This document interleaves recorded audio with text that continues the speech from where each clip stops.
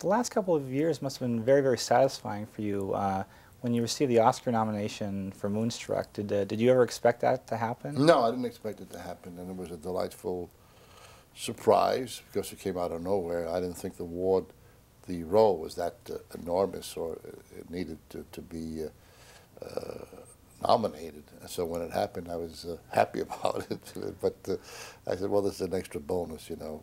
I never thought it would come to that. How do you actually find out that you get nominated? Does someone just call you up, or do you hear about it on TV? Well, I was sleeping. It was 8 o'clock in the morning. I was in Nashville, Tennessee. I was on tour with a play. I'm not Rappaport. And the night before, after I finished the play, went to a few bars, you know, had a few drinks. I got to bed late. I was tired. 8 o'clock in the morning, they called me up. It was CBS, and they said, congratulations. I said, for what? They said, you've just been nominated for Moonstruck. I said, are you joking? He said, no. I said, you better be serious, because I don't like jokes at 8 o'clock in the morning. So, you know, it was a nice way to wake up, you know. It was a good start that morning. Now, what kind of roles, what kind of offers for roles roll in after you get nominated? Do they? Oh, you get a lot of roles, you know, a lot of offers. Some of the offers are very good, and some of them are ludicrous, you know, ridiculous. But it's a kind of business that, you know, when you get a success and they all want you, and people will send good stuff to you, and people send things that they think is good but is no good. You know, everybody takes a chance in this business. I was surprised to hear that at one time you were considered for the Archie Bunker role in All in the Family. Well, not considered. They were seeing a lot of people before they hired Carol O'Connor. They saw quite a few actors, and I had worked for Norman Lear before, so I was one of the actors that they interviewed for that role, and the choice was very right to get Carol O'Connor. But you had an ongoing series of appearances on that show. I was in that show. I started out with a role, then another guest shot, and then after that second guest shot, they asked me if I would be on the series interspersed, you know, do 7 out of 13, and I was only too happy to do it because that was a great show. At the beginning of your career, you were primarily in Italian-speaking theater. Yes.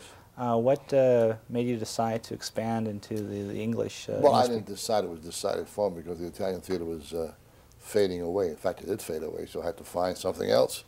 And fortunately, that I was able to get into the American theater.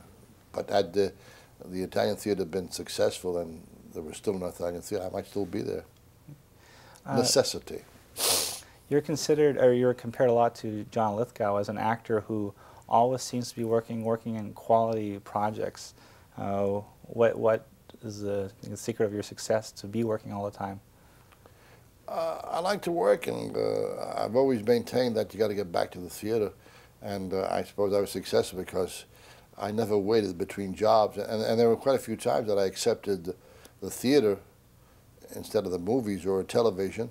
And also many, many times I worked off-Broadway for $30 a week or $60 a week when it got better, when I could have made much more money. And I think that gave me a reputation, as it did John. You know, we did a lot of theater work for less money. We learned our craft, and I think you earn the respect of your fellow actors, hopefully. You've been quoted as saying that you've always wanted to work with Blake Edwards, but isn't it true that a number of years ago you almost worked with him on the Peter Gunn TV series? Oh, when he was casting his first Peter Gunn series, they flew me out. I came on my own to see him for the pilot of that show, and I wasn't chosen then. So I regretted that. I wanted very much to do it. I got another actor. And then after I watched his career, you know, with all his wonderful movies, and I hoped that someday I would work with him. I was looking forward. I was hoping that it would happen. And sure enough, it came to fruition.